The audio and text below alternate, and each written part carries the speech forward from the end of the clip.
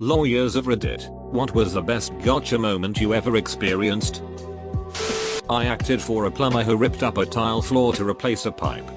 He installed new tile on top but warned the owners not to walk on it for 48 hours. He emphasized not to let their kids or their dogs walk on it either. They walked on it but alleged the defects were caused by improper install. We had an expert do a report which confirmed that it was consistent with proper installation but people walking on it too soon. Crazy homeowners still went to trial on it. In their evidence disclosure they included a series of pictures. One of the pictures had in the foreground a tile that was tilted upwards. The background very clearly showed a dog's paw pressing down on the other end of the tile. That wasn't so much an I got them situation as they got themselves. I had client whose $60K car was ruined by a shop that put in the wrong oil. We couldn't prove it at first. The engine blew up. Oil leaked out and evidence was lost. I subpoenaed their bank records. Figured out they bought their oil from Costco. Called Costco and got their prices for the last 2 years. I then worked out the amounts they were spending. Did some backhand math. And showed based on the values it was impossible they had ever bought the right oil. They settled in full immediately. Had a client accused of leading the cops on a high-speed chase. The cop on the stand estimated he was going 90 miles per hour. But never actually clocked him. Then the cop identified where the chase started with me. And where it ended. It lasted about 2 miles. Then we went through his log of when it started and when it ended. About 3.5 minutes. Once you walk through the math on that. The average speed of this chase was 35 miles per hour. Client got acquitted really quickly after that. I was suing a landlord who failed to make serious repairs in order to force the tenant out. The hard part is proving bad intent instead of mere idiocy, so you get higher damages. Code enforcement was involved. So I request those records. The landlord left a voicemail to the enforcement department saying to hold off on the fines. They will make the repairs as soon as the tenant is forced out. That was an easy case. I was representing mom in a bitter custody fight. Dad wanted full custody and argued mom was an unfit parent. Mom wanted full custody because dad had a history of domestic violence towards her and the kids. Dad's lawyer was doing a good job of painting her in a bad light during his cross-examination. And I was starting to get worried. His lawyer brought a close family friend as a character witness for dad, who said the usual nice things about dad. Then he said something about the moaning chickens. I thought that was odd, so I asked more questions. I was able to get the friend to spill the beans that the dad owned chickens for illegal big dig fighting. And he'd take his minor children to these big dig fights. And when the children were acting up, he'd punish them by forcing them to feed the chickens. During which they would get pecked and scratched by the chickens. And obviously, the children were terrified of those chickens. I could see the color draining from dad's lawyer's face. Mom got full custody. Someone told me this. The lawyer was describing the theft. The footprints make it seem as though he didn't go to the basement. And the defendant said, actually we did. I was deposing a guy in a large breach of contract fraud action. I asked him if he'd ever been convicted of a crime. He said no. Later in the dep I asked him the question again and there was no objection and he answered no. I then whipped out his indictment for felony fraud and his conviction for misdemeanor conspiracy and he denied it was him until I started asking about his co-conspirator, his son, and then he gave me the oh yeah I remember something about that. My brother is an attorney. He had a case where the guy said he was permanently disabled from a work accident. At a deposition my brother overheard the guy talking about getting his house remodeled. He was already spending the money he thought he was getting. My brother drove by the house to see how much work was being done and saw the guy carrying bundles of roofing shingles up a ladder to the roof. This was before smartphones, so he drove to Best Buy and bought a video camera. Went back and recorded the guy. He had copies made and sent to the other attorney. The guy dropped the suit and was back at work the following Monday. My brother's client didn't want to pay for the video camera. He saved them thousands of dollars. They eventually paid, but he still gets a little peeved when he talks about it. The first case I ever did. Opposing counsel misplaced the copy of my client's driver's license. Rather than admitting his mistake and asking me to resend it, he filed a motion to compel, claiming we never sent it. Well, I was able to provide proof that we'd sent it to him like 8 months ago. So the judge was rather displeased with his antics. Not as exciting in the moment as some other ones here. But we hired a private investigator to track our defendant in a fraud asset recovery case. Private investigator returned with a photograph of torn pieces of paper that clearly constituted a ripped up note, albeit in a foreign language. I happened to know said foreign language, so pieced it together and realized it was a letter written by the defendant raging at his accomplice for making highly specific mistakes that ducked him over in the context of our fraud asset recovery case. Obviously. We later had this verified and sworn to via affidavit by an official translator. It was unbelievable. The handwriting was a match. Plus, he'd also signed it. And the contents were so specific. Contained information about specific amounts going into specific trusts under specific names, that it was basically a smoking gun. We almost thought they'd planted it to throw us off. But the guy was just stupid and arrogant. Ran into a bit of a fight-y admissibility, but the letter ultimately helped us receive a significant settlement that made our clients extremely happy. In a protective order hearing, a respondent admitted on cross that he choked his partner. His attorney looked like his head was going to explode. The judge still only granted an order not to abuse. He wouldn't grant the stay away or any other relief we asked for. Go figure. Plaintiff alleged he was so injured in an auto accident that he couldn't work, do any regular activities, or pick up his young kids. He then posted on his public FB profile him doing the ice bucket challenge. If you're not familiar, he basically lifted a huge cooler filled with ice water over his head. His attorney had no idea he had posted it. Not a lawyer. But when I was in the military I was accused of something I didn't do. And I had to go to court over it. And during court the prosecutor started to detail this investigation and how they had staked my apartment out for months. They entered into evidence a picture of my apartment. And when they put it up I looked shocked at my lawyer. BC, it wasn't a picture of my place. It was my ex-wife's apartment. A place I had never lived, never even spent a single night there. I lived in a house. She lived in an apartment.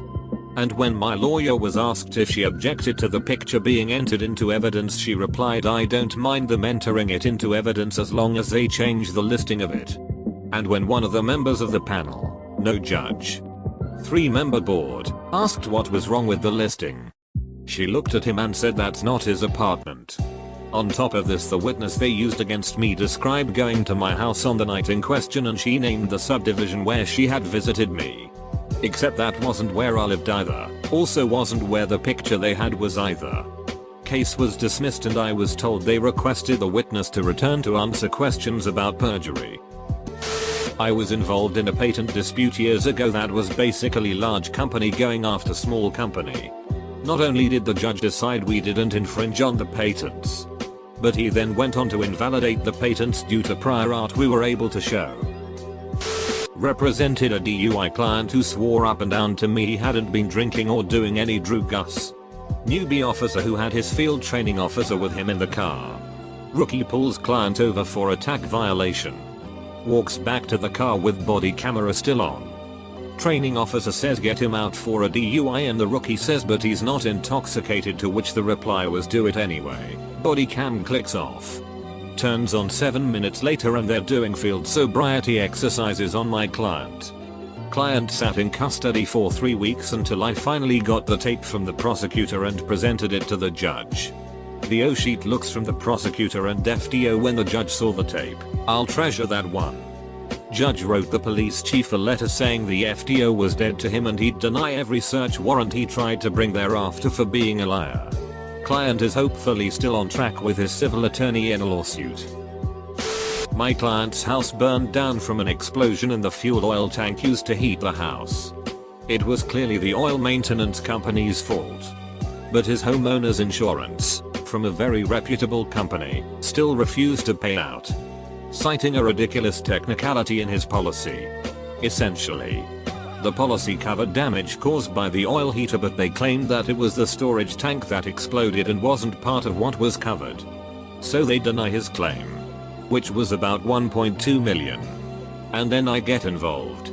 During a deposition with the claims adjuster, I ask how she came to the conclusion that the storage tank was not a part, or at least connected to, the heater. She states that she relied on her expert witness who was an engineer. Little did she know I had already checked this person's background. He had zero engineering experience or education. As most of you might know, you don't get attorney's fees in most cases. However, when an insurance company denies your claim in bad faith, now you do. Her little admission cost the company about $500K in fees, on top of the original claim for $1.2 million. Plaintiff had an X-ray of an allegedly broken arm. It seemed off to me and the date didn't make sense. I was in-house at an academic medical center. I looked at the case more closely and discovered the plaintiff was a X-ray tech at another hospital. After that, it was all over. My only full trial. Contractor ripping off my client who was no saint. I went through entire contract where each sub was listed and he agreed to each line as being part of contract. He agreed that amount was to be paid to the subs. He agreed to the total.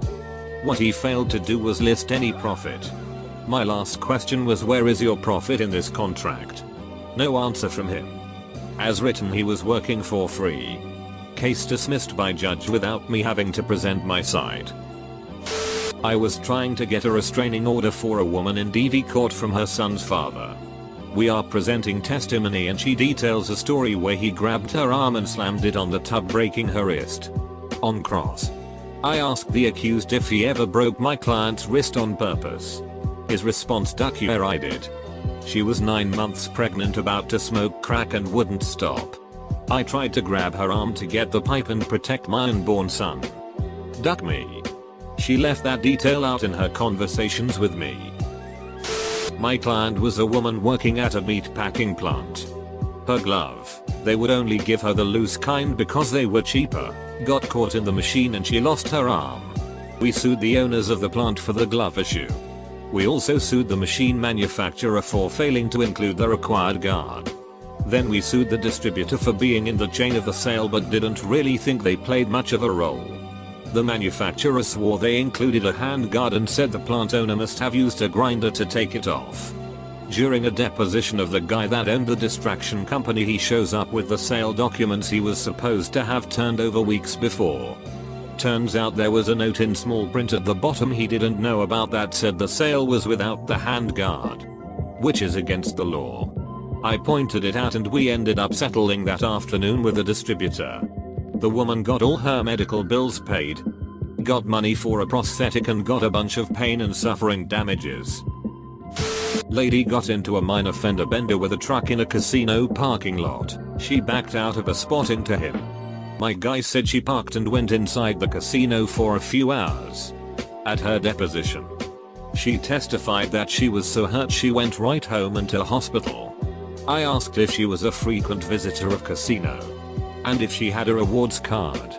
She was happy to tell me she did and she had gold status, and showed me the card. I subpoenaed her rewards card's records, and it showed she was playing slots 4 hours after the accident. When I was a prosecutor a long time ago, I was to charge some kid who had been accused of killing his father. It looked like a pretty open and shut case. There was lots of evidence against him. He was due for a death sentence. But then the jury came back with not guilty. I pulled one of them aside afterwards to see what the hell happened. Turned out one juror had changed the whole thing around, twisting all the evidence to point out every flaw in the case. The switchblade used as the murder weapon was a very common one. The witness was so old and feeble-sighted she probably couldn't see much. And the shorter defendant probably couldn't have pulled off the downward stab that held the man. Or just enough evidence to decide that there was reasonable doubt. Ducking juror rates took apart my whole case. My client was being sued in China. We decided to sue them in us to convince the Chinese judge to dismiss the case so it can be heard in the US. We filed suit. And we got the other side to accept service. During the Chinese court hearing, the opposition wanted to have the Chinese court hear the case. But Chinese lawyers got shut down because they signed for the service in the US, implying that the US court is the proper jurisdiction and venue. Edit. The opposing Chinese lawyers were fired the next day. Not a lawyer, but involved in fraud investigations. Called a suspect who was allegedly using the money he was being provided as guardian for an incapable individual. I explained the allegation. He stated, "Yeah, they are correct. I took the lump sum and bought coke and booze. I understand it was wrong. Do what you gotta so. I'll sign a statement or come in the office if you need me to. Not really dealing with high-level criminals here."